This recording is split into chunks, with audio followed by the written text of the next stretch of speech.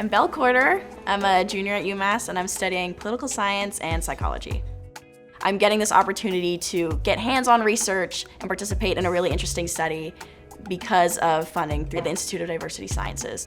I came to UMass from a really rural, conservative community in New Mexico. In the summer of 2020, at the height of the Black Lives Matter movement, I saw a side of my community that I'd never really been attuned to before. People felt empowered because of these national events that they could speak on other communities and how they felt about it. And it was in particularly harmful and hateful ways. And when these conversations would happen, I feel that I would just sit and listen. And it was hard to listen to, but I didn't know how to fight against it. I didn't understand how to argue or what facts to bring up or how to break apart their arguments. But the conversations that I had in that summer really spurred me towards political science.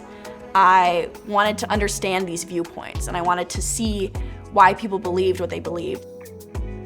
My fellowship over the summer is concerned with how media narratives influence public opinion on majority-minority flip. So the majority-minority flip is the point in time when America is supposed to be composed majority of people of color, rather than white people, which have been the majority for the entirety of our country. Prior research on media narratives around the flip demonstrate that when, especially white people, when they hear about the flip or about the impending timeline of it, they become more conservative and more Republican in their policy leaning. But we don't know how people of color feel about the issue. We don't know if people of color as a monolith feel good about the issue. We don't know if Black people feel different than Hispanic people, if Asian people feel different than Native American people.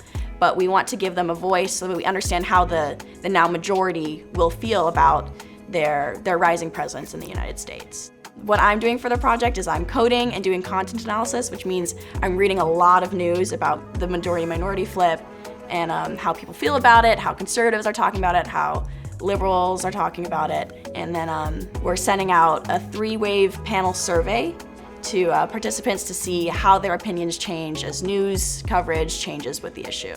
And I feel lucky that I've actually had the opportunity. I'm going to continue my research through the fall, so I get to actually see the fruition of the project, which is really exciting.